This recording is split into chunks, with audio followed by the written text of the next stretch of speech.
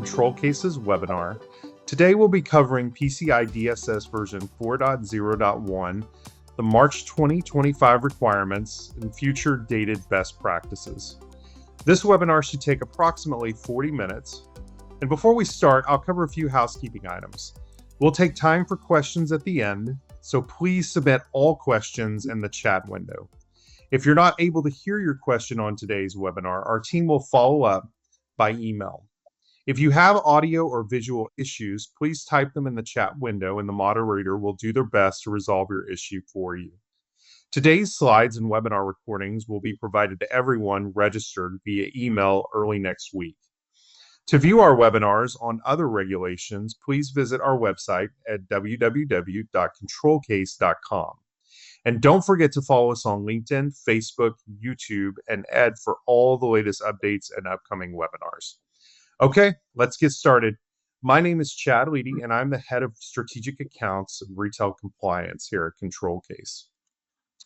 Today, our agenda will be to cover our welcome and about ControlCase, about the version 4.0.1 update, about the new requirements and timeline, and then how you can get involved. Our distinguished panel of presenters today are Yew Cheng, who is Regional Vice President of the PCI Security Council, Pramod Deshmani, ControlCase's Senior Vice President of Americas Certification, myself, Chad Leedy, Director of Strategic Accounts, Retail, and Sandeep Joshi, VP of Business Development here at ControlCase. We're excited to have you join us for this very relevant conversation today. And the first thing we're going to do is have Sandeep tell us a little bit about ControlCase. Sandeep, I'll turn it over to you. Thank you, Chad. Thank you very much for the introduction, YK. It is a pleasure to have you on the panel with us, and also Pramod and Chad. We are very privileged to work with PCI Council over the number of years, representing across the globe and including the GEAR committee. Let me tell you briefly about ControlCase. We are in business for more than 2 decades.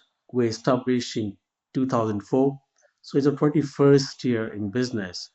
We are known for our compliance and cybersecurity solutions. We provide all compliance continuous as a service through our platform, One Audit and Compliance Hub, where customers can see all the compliance journey through one single portal.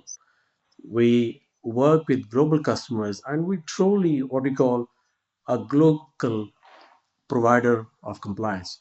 We are global, but we act local. We have offices in the US, Europe, Australia, where I am based, India, and we also have multiple languages supported through our teams of 250 plus employees globally. And we are absolutely privileged to support all the customers and their regional branches through the head office and through the other part of the world. This is a control case in a very high level. We have 1,000 plus clients. We are very privileged to support and service them over the last 20 years. We had 275 plus security experts, and Pramod Deshmani, our senior VP, is one of those long-term associated with ControlCase who's supporting consulting, services, and certifications. We had 10,000 plus IT security certifications. And very recently, we also CRIST certified for the penetration testing. We work on a principle of partnering with our customers. We always ensure that compliance is not just a one-stop or once in a lifetime event. It's a continuous journey, and we take that approach in all compliances, PCI, ISOs, SOC, HIPAA, high trust, and all aspects of it everywhere.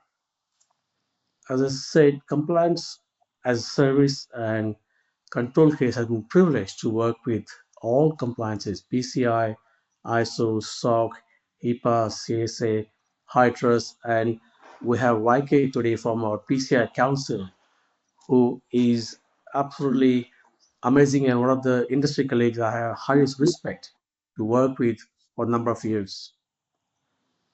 We are a global company. We are headquartered in the US with offices in Australia, USA, Europe, India. And also, we speak multiple languages. English is our main delivery language. Additionally, our teams communicate. So, whichever part of the world you're watching this or working with us, we will support you through all, including Indian languages, Indonesia, Vietnamese, German, French, and Arabic. So we are truly global company and will support you throughout your any part of the world, anywhere, in any time zones. I'll hand over to you again. Thank you. Thank you so much, Sandeep. All right. All right, YK, we're going to turn it over to you. Can you tell us a little bit about the version 4.0.1 update and timelines? Certainly. Well, first of all, hello everybody. Again, my name is YK and I lead engagements for PCI Council across Asia Pacific. And special thanks to you, Chad, as well as the ControlCase team for the opportunity to participate in today's session. Must make special mention to Sandeep for the invitation to attend today's session. So, PCI DSS version 4.0.1. Now, if I were to just trace back, it's been more than 2 years since we launched PCI DSS version 4, way back in March of 2022. Stakeholders around the world were given 2 years to implement the change, as what you can see on the timeline. And one of the features was really to recognize that some of the requirements were maybe a little bit more complex. You needed a little bit more time and resources to have that implemented. And that's what we're discussing today, right? So on the future dated requirements, which you see on the second gray bar at the bottom. Now, what does this mean? So some requirements had to be adopted from 1st of April this year, 2024. For those that maybe you need a little bit more time, what PCI has published is a future dated set of requirements that's clearly marked in the PCI DSS document that will only be effective from 1st of April 2025. Now, one of the commonly received question that I received is, so what will happen if I don't adopt the requirements by 1st of April 2025? And the answer is absolutely nothing. All right. Now, that is because PCI is a standard setting organization. If you have questions, if you have feedback about the requirements, those feedback come to PCI. You adopt PCI DSS because of your legal obligations to your compliance accepting entity, right? Now, depending on what type of organization you are, this could be your acquiring bank, or your merchants bank. This could be your issuing bank, or it could be the payment brands themselves, or the PCI Exco, referring to the 6 PCI Exco members that we have. Now, PCI has waited until after 1st of April 2024 to publish some clarifications about feedback that we have received. And this is where you have seen version 4.0.1 that was published in June of this year. Now, there are no new requirements, so don't worry, but it does come with additional clarification based on feedback that we have received, updates that we felt was necessary to publish quickly, and that is where version 4.0.1 has come in. Version 4.0 itself will be retired at the end of this year, on 31st of December 2024, and after that, PCI DSS version 4.0.1 will be the only active standard. Yeah. So this is a recap of some of the key points that I've mentioned. And really, I'm not going to read everything on the screen, but 2 points to highlight. Number one is, if you are already very familiarized with version 4.0, simply download the Summary of Changes document that's available also on the document library on the PCI website. Use that as a reference on the key areas that have been updated. I use that all of the time because, some of the areas I just want to zoom into specific requirements that have been updated. Okay. And the other thing I guess I should add, which I know will be covered later today, do engage with your stakeholders. And of course, we are together with ControlCase today. Engage with your stakeholders, engage with your ControlCase experts to find out what are some of the gaps required, including what are some of the changes in version 4.0.1. Time will come by before you know it, so don't wait. Yeah, speak to your stakeholders. And I do need to include a disclaimer. PCI is a neutral body, right? So uh, what I'm saying doesn't represent ControlCase, but of course, the key messages remain the same. Go check out the latest requirements. If there are any questions or any feedback about the standard, do feel free to raise them. Back to you, Jack. Thank you very much. Appreciate it, YK. All right, we're going to pass it over to Pramod. Pramod, can you give us a summary of some of the key updates in version 4.0.1? Sure, Chad. First of all, thanks YK for that update. So, Chad, with 4.0.1, right, as YK said, it's a limited version, no new requirements added or removed and all, but we can cover a few of the key updates, right, with this. Again, as YK said, for detailed changes, right, you can refer to summary of changes document, which is available on the PCI SEC website and all. So this new release, revision 4.0.1, corrected typographical and minor errors, including formatting errors, missing headers, etc., which were there from PCI DSS 4.0. It also clarified the focus and intent of some of the requirements and guidance and all. Let's look at a few of the examples now. So with requirement 3, for example, requirement 3.3.1 and 3.3.2, for handling sensitive authentication data or SAD.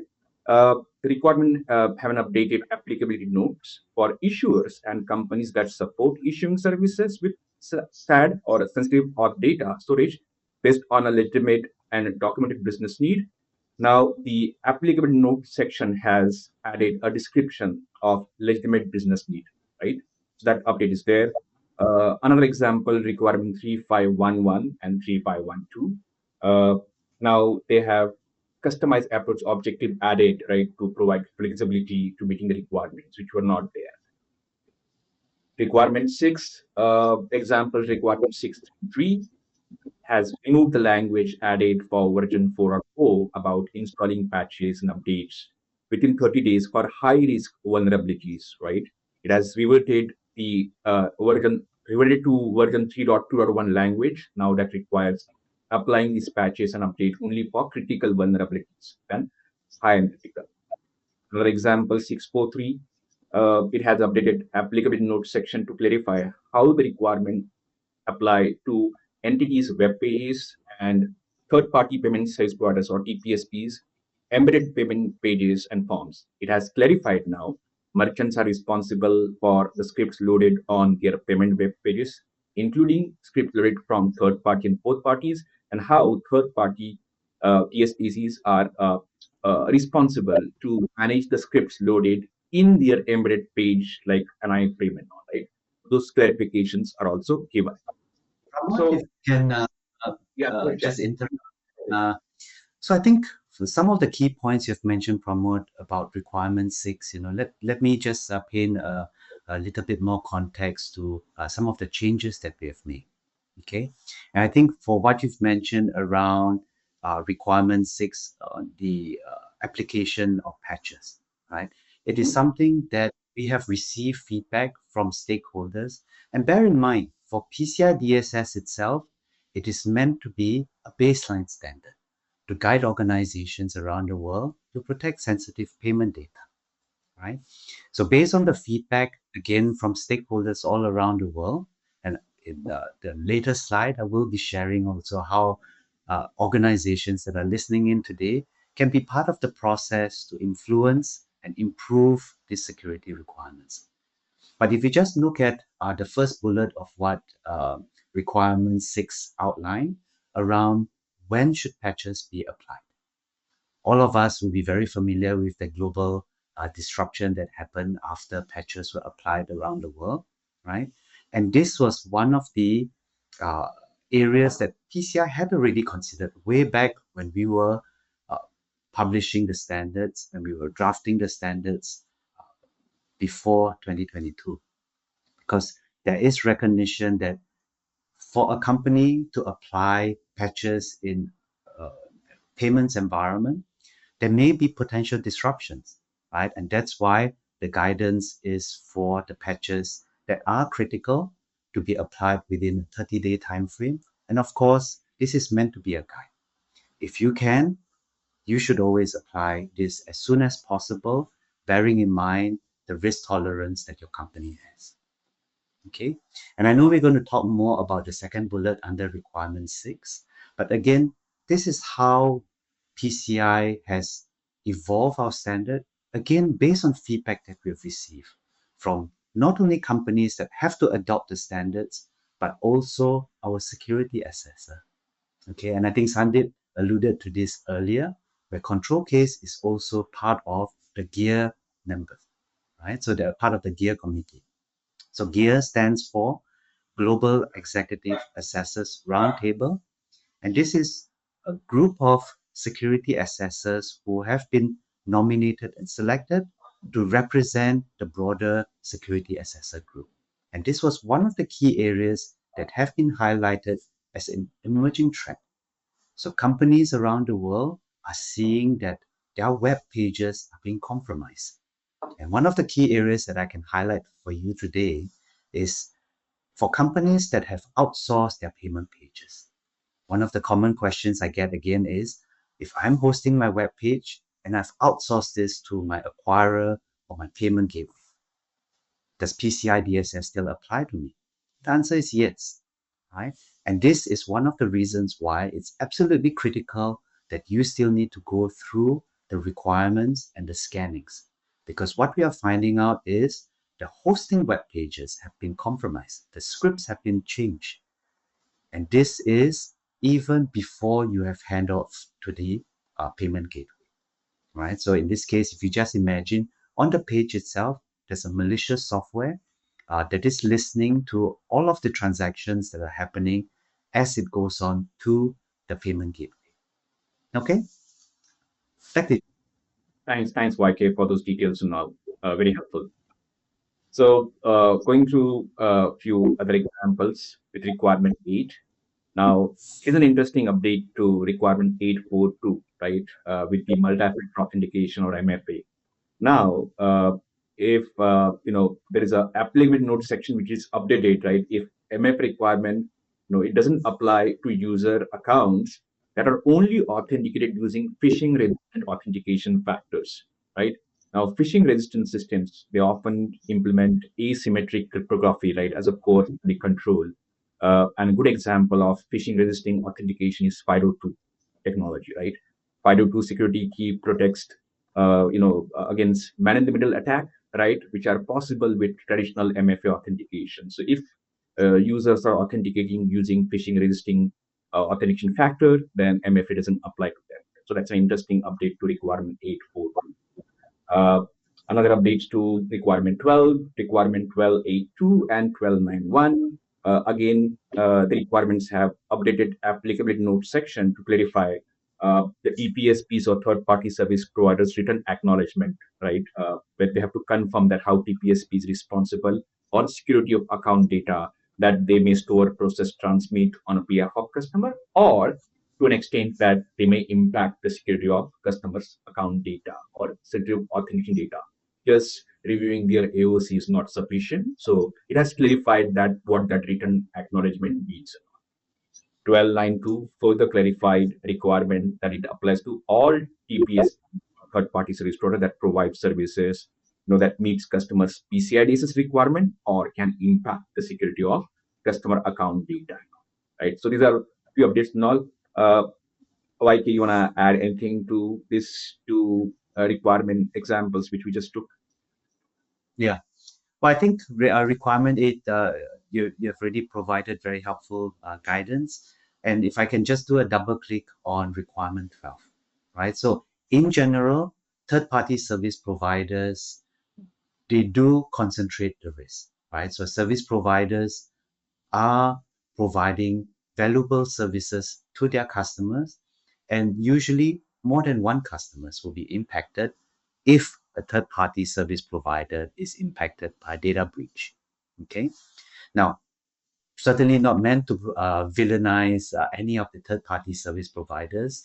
Third-party service providers provide valuable services, right? They help make the provision of services or solutions more efficient. They help to manage the costs for their clients. So, but what we've heard is the number of data breaches that is impacting third-party service providers is increasing, right? So if you're listening to this and you're working with third-party service providers, and they are handling sensitive payment data on your behalf, do look through some of the requirements in requirement 12 itself, right? And be mindful about whether these third parties are permitted to outsource further to other third parties. So fourth parties, fifth parties, and so on. Do they even need to notify you when they outsource some of these services to other subcontractors, right? Because ultimately, if there's a data breach involving these fourth or fifth parties, I think the likelihood of you being the customer, being a much larger brand, the news reports will indicate that it is you who is breached. And maybe, and I've seen some of these newspaper reports, there's maybe one sentence or one paragraph alluding to the third party being responsible for the data breach. Okay, so do look through some of the requirements in requirement 12.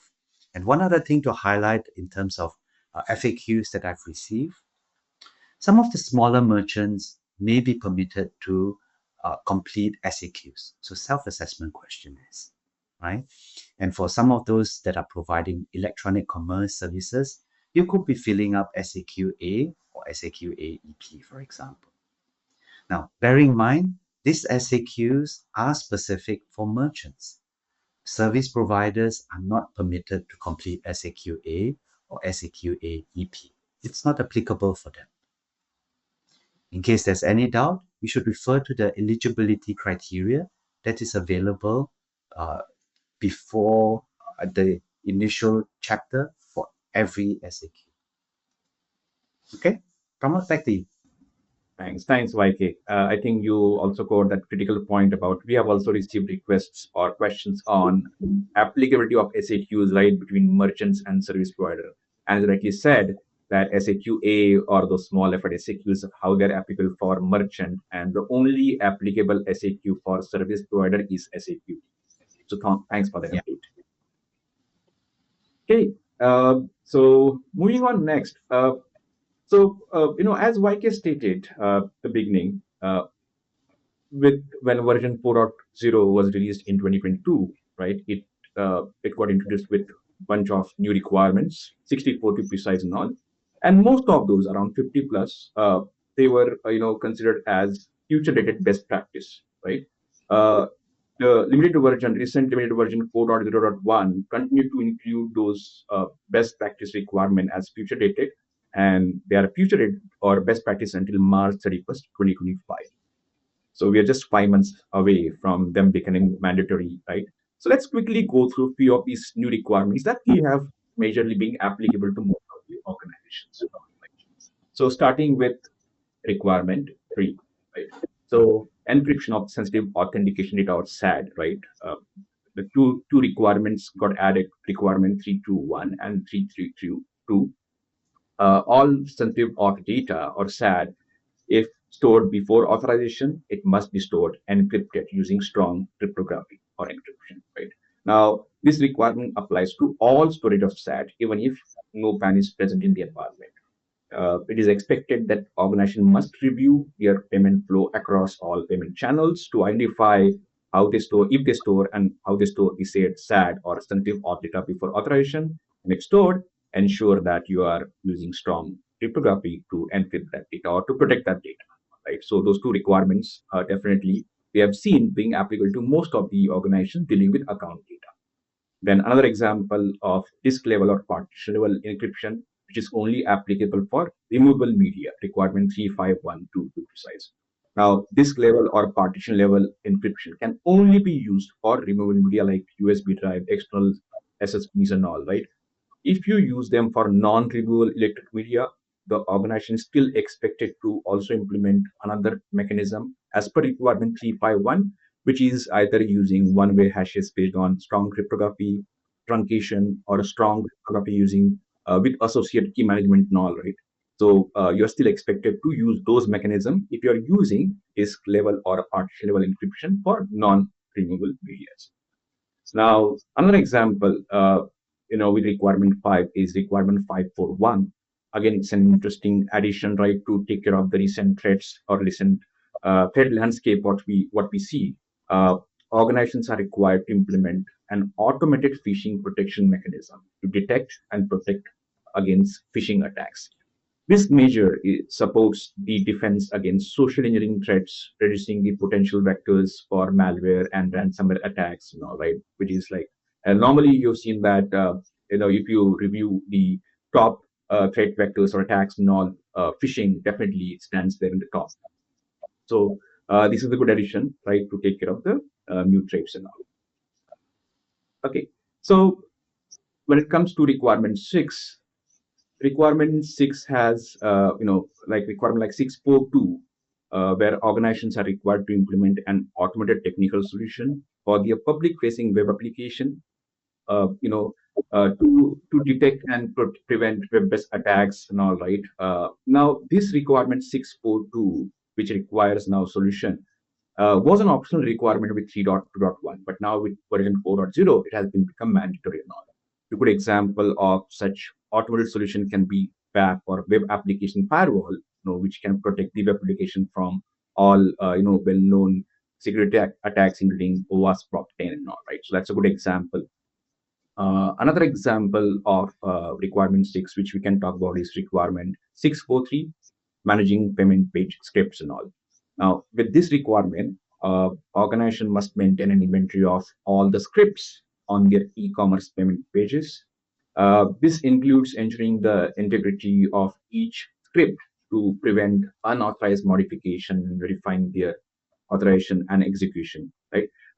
This requirement has been added to address the risk of attackers or bad vectors running malicious scripts on the payment pages to read and exfiltrate cardholder data or account data from consumer browser, and also to take care of e-scheming attacks and all, right?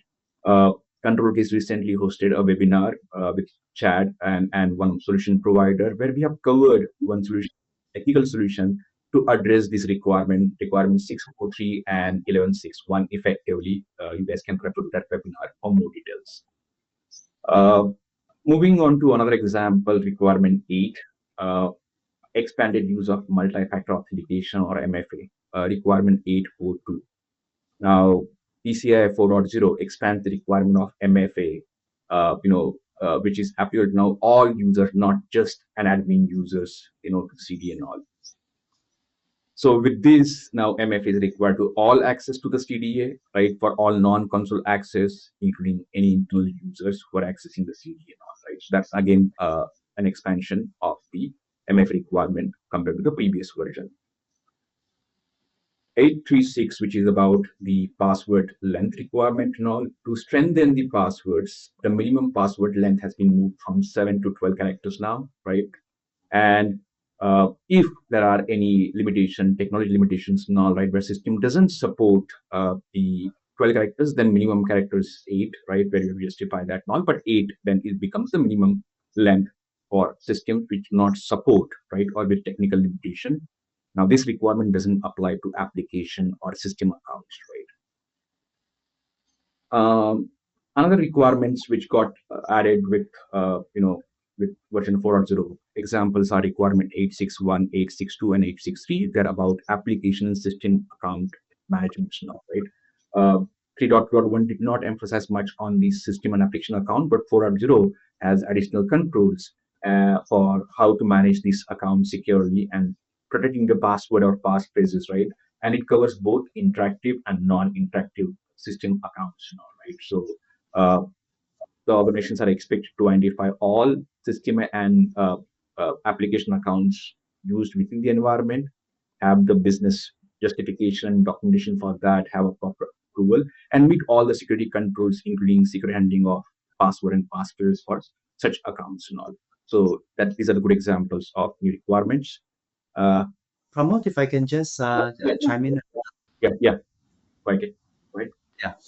So I just want to re-emphasize to the audience tuning in that a lot of these requirements are meant to help you, right? All these requirements are meant to help you to secure sensitive payment data in your environment, right? So one strange question that I've received for the second bullet around requirement 6.4.3, for example, some of the stakeholders have told me that, I'm hosting the web pages. I've already outsourced this to the payment gateway. It's actually not my problem anymore, right? And that is such a short-term view of what the issue is, right? Because if you consider your customer visiting your website and the payment data is intercepted by malware that is residing on your web page, okay? In such instances, the data that is then exfiltrated is used for fraud-related purchases. This will inconvenience the customer, and eventually stakeholders will realize that after they have done some shopping at your website, assuming that you are the merchant, their cards, their payment accounts will result in fraud, right? So this will ultimately impact your reputation, which is the intention of all of the requirements that we are communicating today. And many of these requirements are not cast in stone, right? They continue to evolve. And if you have better suggestions how to improve payment security, if you have a suggestion on how some of these requirements should evolve into, because you have experience with implementing this in your unique environment, do share those feedback with us, and I'll tell you more at the latest. Pramod, back to you. Thanks, YK. And another interesting fact for requirement 643 YK is that that requirement not only is applicable for level 1 merchant but also for e-commerce level 2 merchants or level 3 who are going to SAQA, right? So even if you have outsourced the payment processing to third party certified payment processors and all, with the fact that you may use an inline iframe or iframe on your web page and all, this requirement is to be made, right, to address the threats and all. So again, Yeah, thanks for yeah. the It's worth re-emphasizing, right?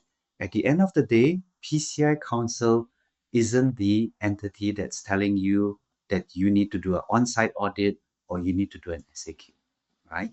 What exactly you need to do to achieve PCI DSS compliance is up to your compliance accepting entity. So if you are the merchant, please check with your acquiring bank what exactly do you need to do to achieve PCI DSS compliance. And there's a lot of information on the payment brands website, right? So you can easily find this on the internet. Otherwise, feel free to reach out if you have questions. Thanks, YK. Okay, so moving on to the next examples under requirement 10.4.1.1 about automated log reviews, right? So again, organizations must implement an automated mechanism to perform audit log reviews, right? And manual reviews are no longer permitted with 4.0 or 4.0.1. Uh, Organizations are expected to configure event log analyzers or SIM solutions, right, to support these automated log review process needed now, right? Because humanly not possible to review the logs, thousands of logs, right, manually and all. So it definitely adds a value and its current need. Um, Moving on to requirement 11.3.1.2. That's another major change, right? Where until now, the quarterly internal vulnerability scans, right? They were non-authenticated, right? You just provide the IP images or IPs to the tool, and it used to scan for the known vulnerabilities. With 4.0 and 4.0.1, you're required to perform those quarterly vulnerability scan, internal vulnerability scan with an authenticated scanning mechanism and all, right? So you should be credential based and all, right? Until unless there are systems which do not accept the credentials, not you can document, but otherwise you are expected to perform those scans via authenticated scanning. Also, credentials for the scan should be considered as highly privileged accounts, should be protected and controlled. So again, another critical requirements to be looked into, right, from a scanning perspective. Uh, in continuation to what we discussed with requirement 643, there is also requirement 1161, which covers the web application payment pages now, detecting changes to FTP headers and payment pages now. So with these requirements, uh, organization must implement change and tamper detection mechanism for payment page to protect against the e-commerce skimming attacks, right? The control requires alerting of unauthorized modification, including indicators of compromise, changes, addition, and deletion to the security impacting HTTP headers and script contents of the payment pages. I think there are many tools available nowadays in the industry, right, which can take care of both the requirement 643 and requirement 1161 effectively. Uh, like you want to add anything to these updates? Yes, please. So for a lot of these requirements, one of the feedback that I've received quite a few times now is, these requirements don't apply to me, right? There's a misconception that I've heard before, and these are from very senior executives in banks, in payment companies, where they have told me, many of these requirements are not applicable for Asia Pacific companies, right? PCI DSS is written by a group of Americans that were locked away in the ivory tower, and those Americans have no idea what's going on in Asia. Okay, and that cannot be further from the truth, right? Aside from obviously the experts that we have on the call today, via them being part of the GEAR committee, PCI DSS, just using this as an example, this is a truly global security standard that we have published, right? So when we publish our request for comments, and we did it over 3 rounds, we received over 6,000 feedback items through this request for comments. Yeah, so some poor people in PCI Council had to go through all of the 6,000 feedback items, but these feedback items were from 200 companies from all around the world, right? So if you again have a strong opinion of these requirements, you think they're not relevant, you think they're a complete waste of time, and they're not actually helping to safeguard payment data, say something.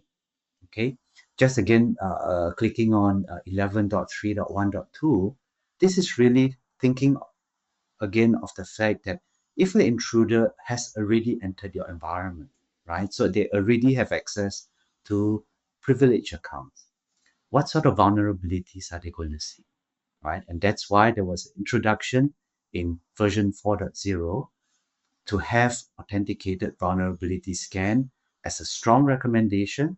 But from 1st of April 2025, you must adopt this requirement. And from the stakeholders who have already attempted to adopt this, I have been told it was illuminating. Many of them had no idea that what is behind the scenes, right? Because often in the past, the requirements for scanning has always been outside in. Okay, this is actually checking what exactly is happening under the hood, what is going on behind, uh, uh, you know, the inner part of your infrastructure. What sort of vulnerabilities are there, right? So I've been told that this was one area that was a little bit painful to do. So do engage with experts that you have access to, but also this has been something that was really critical to identify vulnerability that hasn't been identified before. Pramod? Right. Thanks again for the details, White. Good. So moving on to the next examples, requirement 12, right?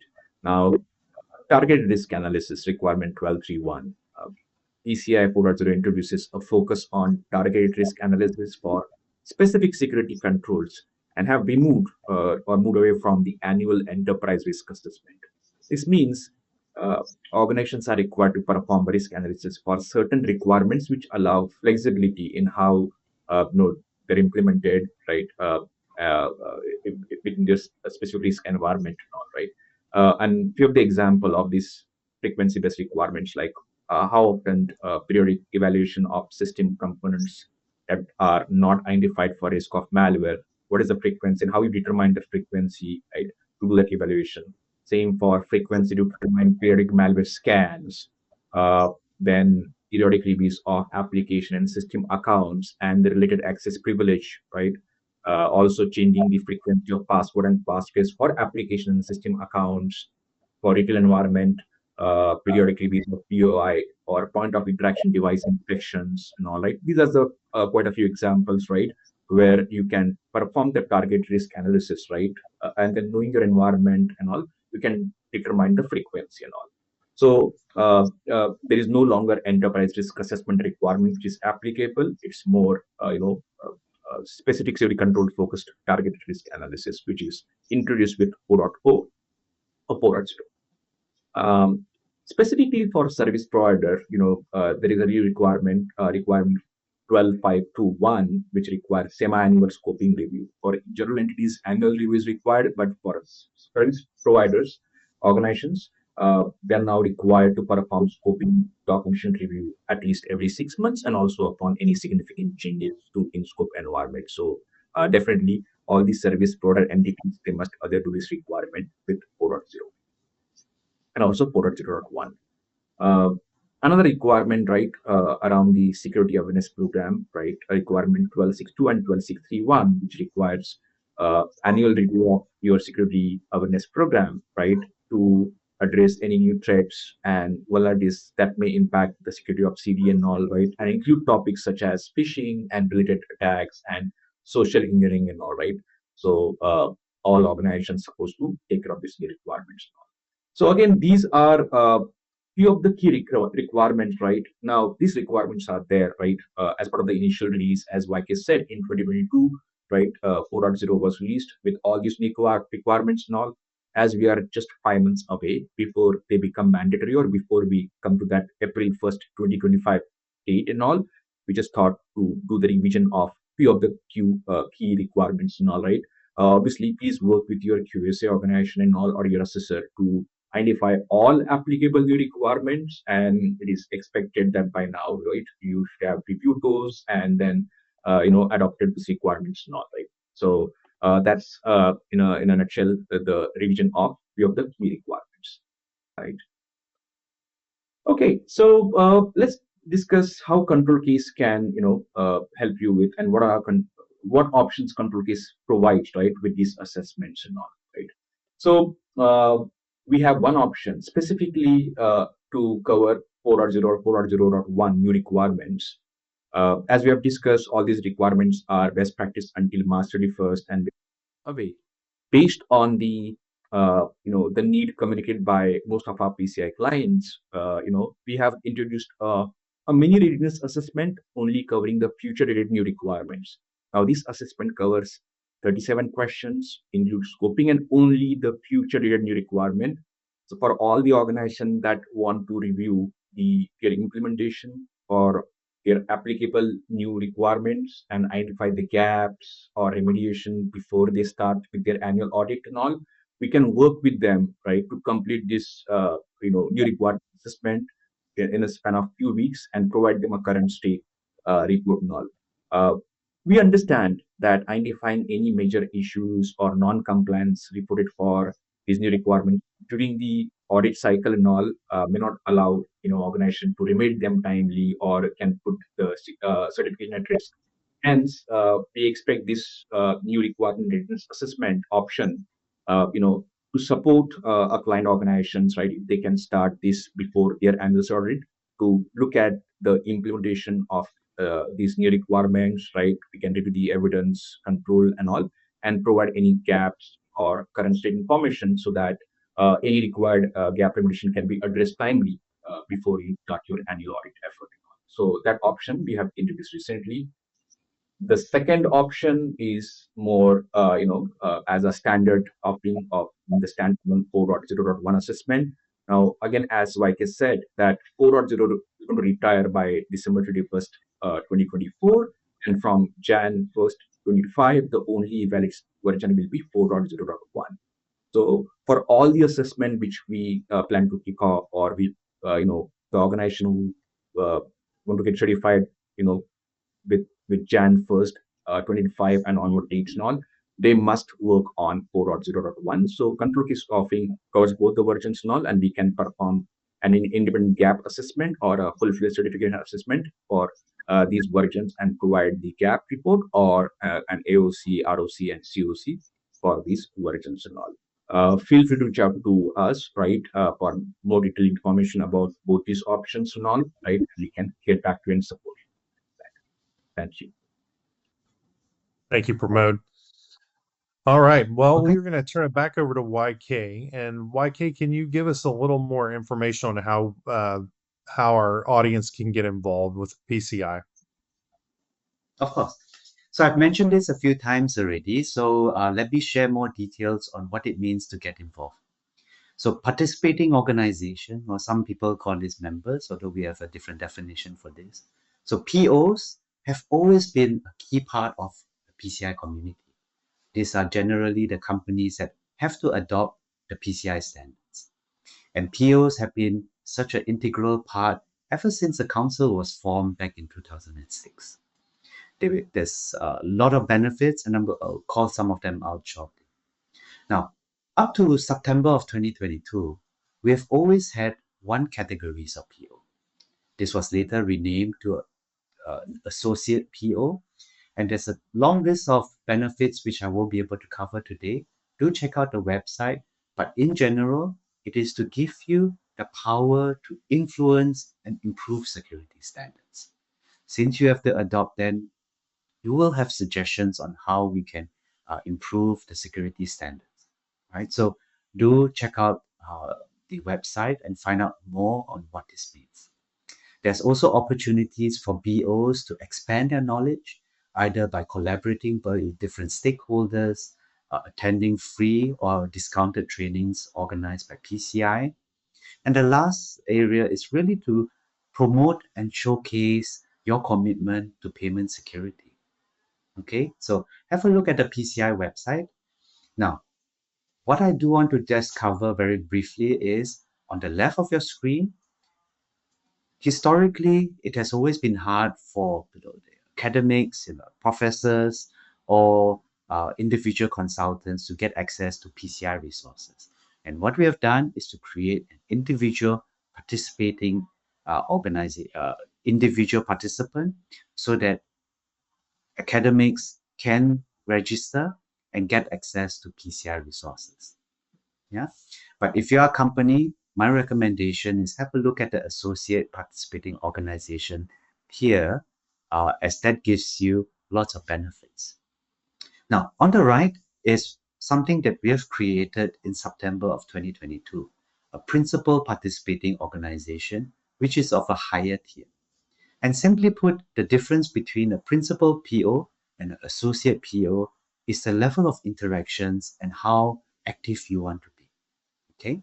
Now, to give an example, if we are updating PCI DSS to 4.1, before we actually finalize the requirement, we will publish the draft standard to all of the POs ahead of time, to give you the opportunity to provide feedback to the council directly. Now, for the associate PO, for the principal PO, the higher level, the difference is we will be engaging with the principal PO members to engage with them on how some of the standards can evolve over a longer time horizon, on a more strategic view on how standards can evolve over time. Okay, so as you can see, the event in Boston and Barcelona has concluded, and if budget permits, I would like to invite all of you listening in to come attend our event in Hanoi.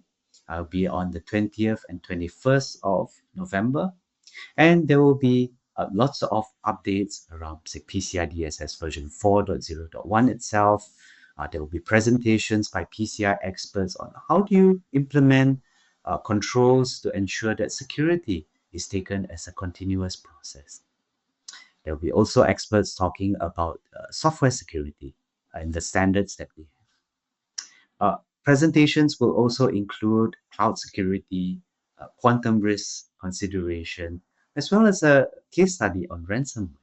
And of course, since I'm on a webinar hosted by ControlCase, I should also point out that ControlCase own Chief Operating Officer, Satya Rain, will also be talking about how do you merge and think about IT security compliance standards versus PCI DSS itself, right? So, and I've seen the platform before, right? And I remember this was a demo that I received from Junaid Sheikh, where he showed how slick the platform is as you think about the different requirements that are common across all of the different standards and how it can help to then streamline the process.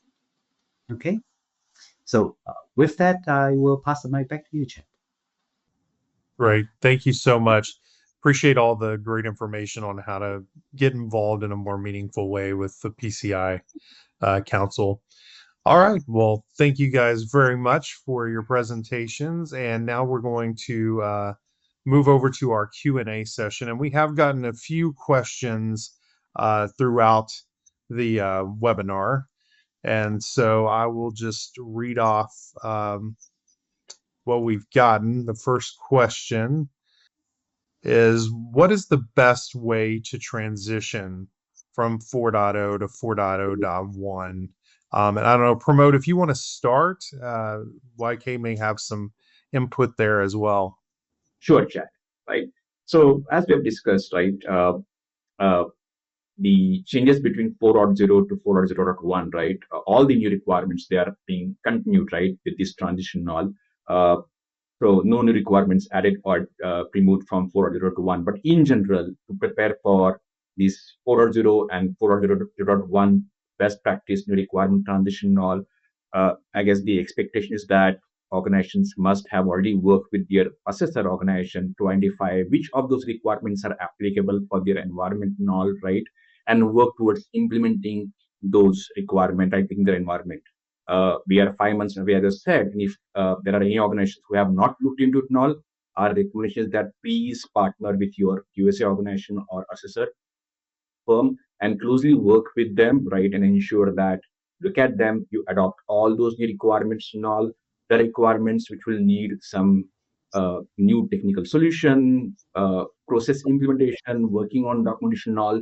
So there is a good amount of work to be done, right, to meet those and all. So please closely work with your assessor firm or the QS organization and ensure that those requirements are implemented and adopted before 1st April 2025.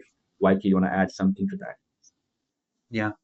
Well, I think the most important thing is really to get started, right? And assuming that, you are finding that the requirements are maybe too overwhelming or you have specific questions, do engage with a trusted advisor, right? So, could approach Pramod, who's obviously very familiar with the requirements, to then help to break down, they would have access to templates on how to then adopt the standard in the most efficient way possible. And remember, in terms of the timeline, 1st of April 2025 is meant to be a timeline on when the requirements have to be adopted. And it works by compliance windows, right? So assuming that your current compliance windows start in January of 2025, right? So what that means is from 2020, on 1st of January 2025, when you adopt, say, a PCI DSS version, so let's use 4.0 and 4.0.1 as a better example. So let's say today is October 2024, okay? In October 2024, and you have to adopt your compliance PCI DSS window, okay? Now, the next time where you need to look at your compliance window again will be October of 2025, right? So when the time comes, this is when you would have to adopt version 4.0.1. Okay, hopefully that was clear. Thanks.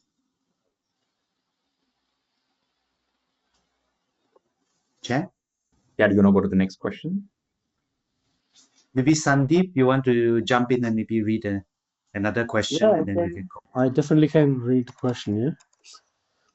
I think I can see the question, right? YK, we have received a question on how should company, Please. approach the future dated requirement. That was the best approach to work through it all. So we have covered part of it and all, but I would like to identify how Control Keys has introduced this new option, right? The new requirement assessment option, which only and only focuses on this future dated requirement and all. We are considering it as a mini readiness assessment and all, and part of it basically to work with the client organization, right, to look at their current state implementation, right, review the control inclusion, review the effectiveness of all these requirements and all, so that when they go for their annual certificate audit, there are no showstopper, there are no surprises and all, right. So Yeah. definitely we recommend organizations, right, to see if they can use that option. No, makes sense. Yeah. Another question which I see is, are there any changes with respect to future date requirement from 4.0 to 4.0.1, right? So as again we discussed YK on this call, right? Uh, the 4.0.1 is considered as a limited revision, right? It has added clarification, guidance, and all, right? Updates and all, but no new requirements being added, right? So all the future dated requirements which were part of 4.0, they've been continued to 4.0.1, right?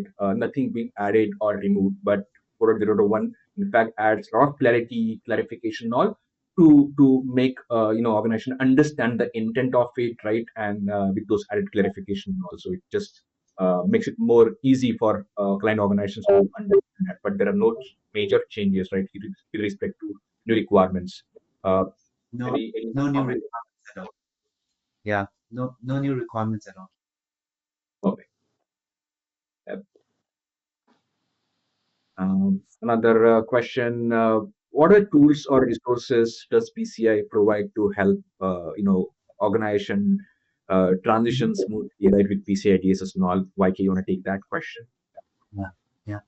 But there are lots of resources that's available for free on the PCI Council's website itself, right? So easiest way to get to it is through the resources tab. And if you look out for the PCI perspective block, and there's a handy category that you can select on the right, which then allows you to look at specific updates on PCI DSS.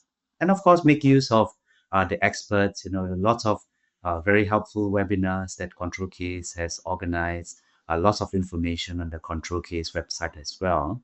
But, if there are specific questions that you have, do feel free to reach out. Probably there are other companies who are facing similar issues.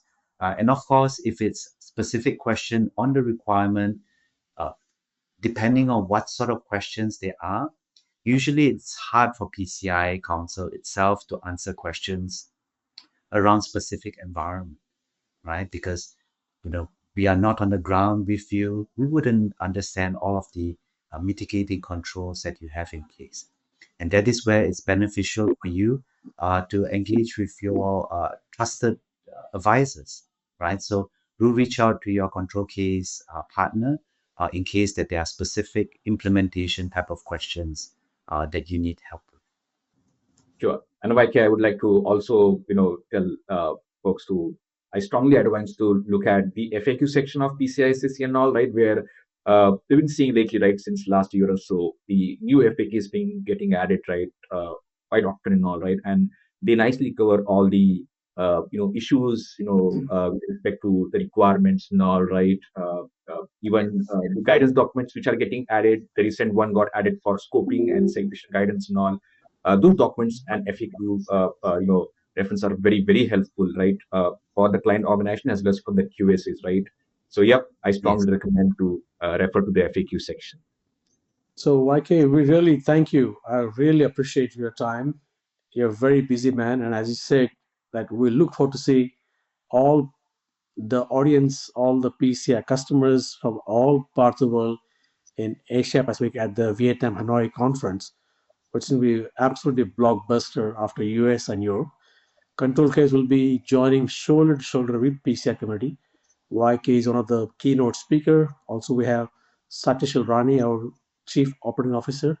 So we'll be there in full force. So join us. And as YK said, any question, reach out to PCI directly or us. Get all the contact details. But thank you again, all. Really appreciate, and stay secured, stay compliant. Thank you. Thank you so much. Thank you all. Bye.